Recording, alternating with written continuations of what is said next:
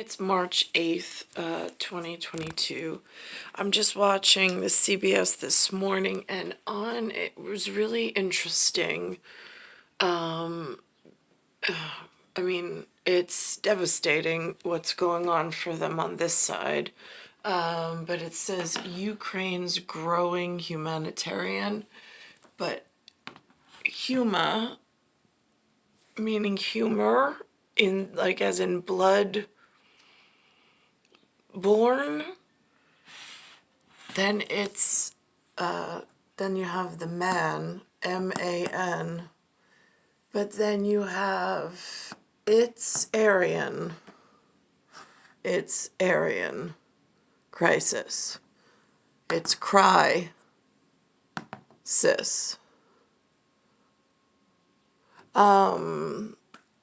When you break it down,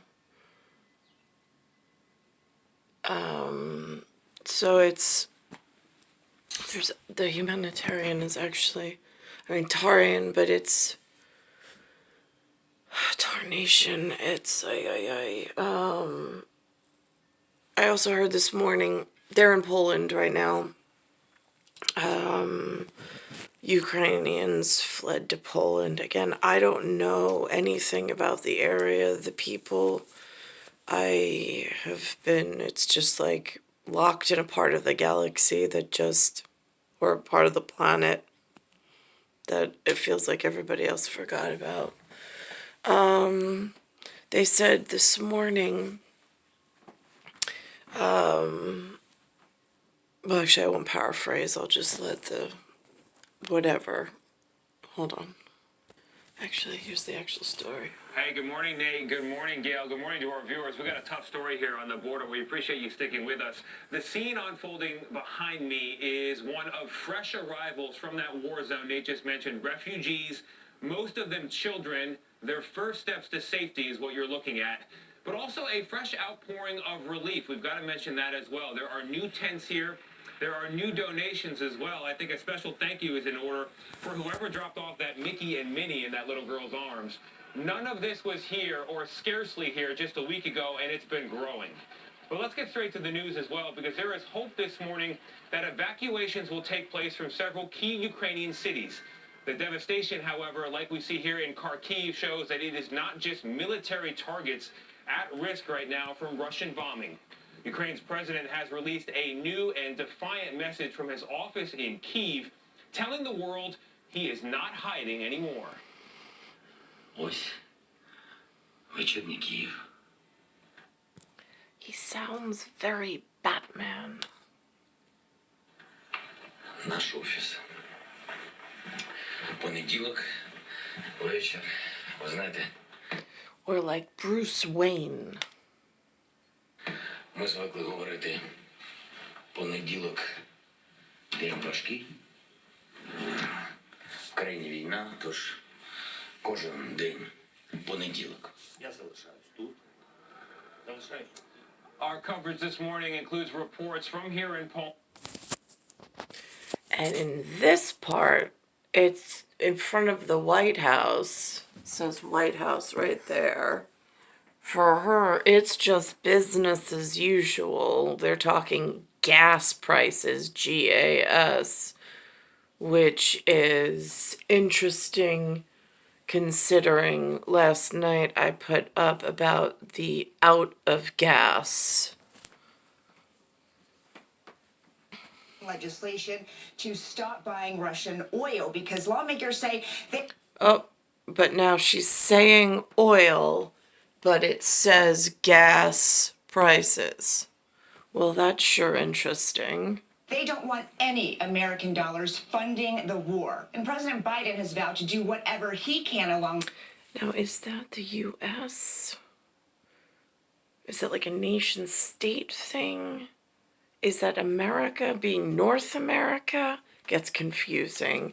I don't know why the players don't actually announce themselves properly at the door so we know how to thank just which messenger service is stalling the very much needed progress that we need. on the way to bring gas prices down, but it is who he is turning to instead of Russia that is raising some new questions. On a video call, President Biden and European allies promised to keep punishing Russia, possibly with a ban on buying its oil. A new national poll shows the majority of Americans, 71%, said they would support the move, even if it meant higher gas prices. Any way to gauge how What? much pain people should brace themselves for. I do think that there is a path to potentially seeing, $5 a gallon. Russian oil only makes up about 3% of U.S. oil imports, but So I don't understand their numbers. But Halima Croft, a commodities strategist, warns if other Western countries also cut off Moscow, the shortage would drive up costs everywhere. Croft says even though the White House is talking to Iran and Venezuela about making up the difference, only one source can offer an instant solution: Saudi Arabia. And the question is, Where they get those flag patterns from, I'm not sure. Who that's tied into in a greater, bigger scheme and schematic of things, I don't know. But it is a piece of a different type of infrastructure that America is working within or in a global whatever. Now here's one here. Now this is interesting. Oops. Talking to her. place the phone call to the Saudi crown prince. This is all a means of exposing the insanity of U.S. energy policy that forces us to negotiate between one brutal dictator and another brutal dictator. Now, the White House is pushing back. They're reporting this one, Navy base water crisis. I don't know, Pentagon shutting down Hawaii facility after an oil leak. No idea what that could mean. Now this is interesting. Last night we had heavy rains and winds outside of the window. I mean, it was a storm like no other. And here, trees in Bay Bridge, Brooklyn. If you look at the damage on the tree, it has that weird balding pattern that I have in the local area as well. This is a big tree. Look at this tree. It looks like environmental, like the trees, the bark, it either gets, it just disappears. It's the weirdest thing. Now this is interesting. This morning they say that London, Mornings here at 7:30. We are live from the Ukraine. it's not just Poland Russian border crossing, where the oligarchs, scenes it's of going to be desperation Britain's still oligarchs unfolding as behind me well. could not be stopped by many months of diplomacy. The question is, will sanctions help? New financial sanctions targeting Russia's billionaire oligarchs will be discussed by European officials later today. That's according to the Reuters news agency. Of course, Russian-owned luxury yachts and jets and property are already targets of several Western nations, including the U.S. Britain has sanctioned a dozen of Russia's billionaires so far, sanctioned them directly, and its parliament is now considering new laws that would make it harder for those oligarchs to spend their money there. MTS Tayyab is in London with that story. MTS, people are looking for anything to stop this. Good morning. Hey, Tony, good morning. You're absolutely right. And really, this economic crime bill, which was passed by Parliament, is really just aimed at stopping wealthy Russians from essentially either laundering or hiding their cash here in the UK. But critics of the bill say it's simply too little, too late. London has long been a playground for the wildly rich. Thank you, Mr. Speaker. Corrupt But Prime Minister assets Boris Johnson says the days of dirty money are That over. means oligarchs in London will have nowhere to hide. Oligarchs, Russian industry titans with ties like tentacles to the Kremlin, are being targeted and I've never heard of any of these by UK people. lawmakers. We will continue working. They don't put them on the New York focusing news. on their houses, their yachts, and every aspect of their lives. But that hit list doesn't include Britain's most famous oligarch.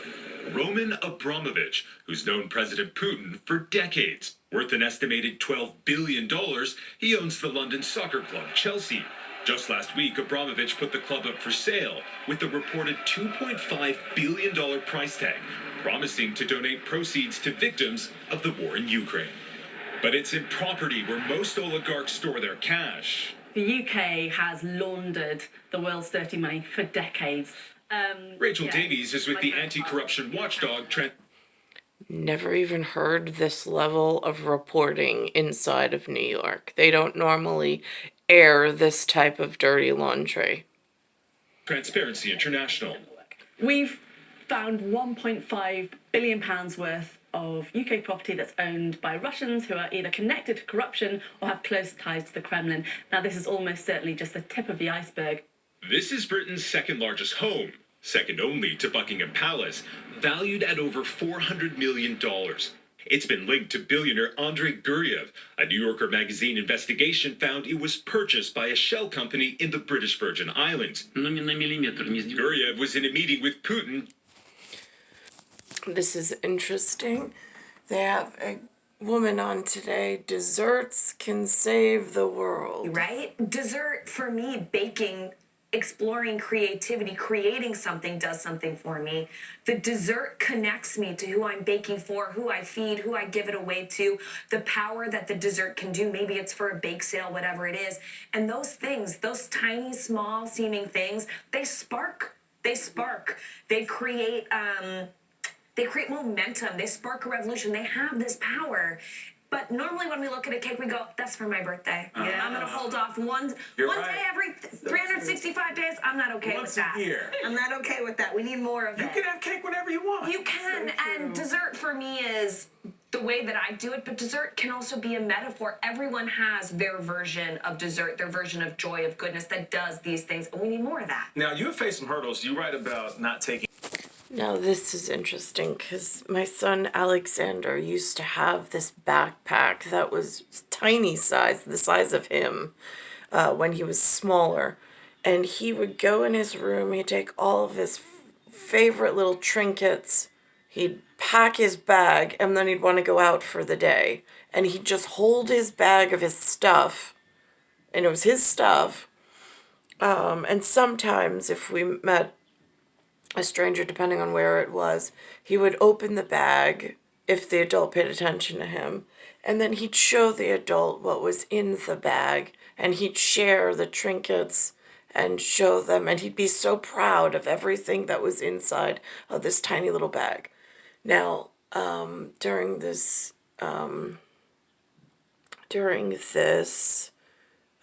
crisis in Ukraine, the reporter actually does a story with a little boy by the name of Sloan,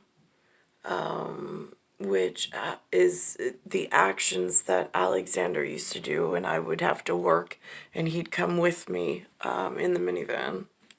Of little Tima. Tima is a 3-year-old boy from Ukraine. He came over the border, and with his mom's permission, he showed me everything in his little backpack. It included some Thomas the Train action figures and 2 little loveys there. That's cheetah, and I learned my first Ukrainian word, Sloan. I thought that was the name of the little baby elephant. In fact, Sloan is Ukrainian for elephant. So Tima is keeping up his spirits and ours with a beautiful little goodie bag of toys, guys. His name is Tima. Sloan was something else that he had in the bag. So Alexander used to do that while I was living here in New York. Again, he also did not interact with many strangers. I tried to keep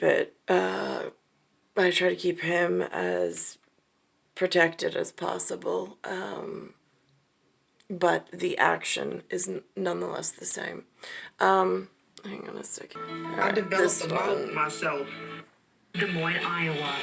Queen Elizabeth is moving out of Buckingham Palace. The monarch is making Windsor Castle her permanent residence. It's the age-old question. We've all debated it.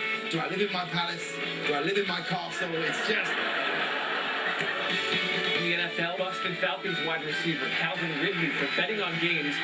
So now she's moving. I found out by accident that Windsor's in Canada somewhere. So now she's moving towards the Atlantic, the American hemisphere, still northern hemisphere, but the American hemisphere, which I thought was interesting. Very symbolic of gesture, it would seem, especially to make such an announcement. It's star 1978, star 8378, Nicole, Cattaruzza, it's Earth, Solar System, Milky Way, Universe, Galaxies, Broken. It's Bayside Station, Bayside, New York, 11361.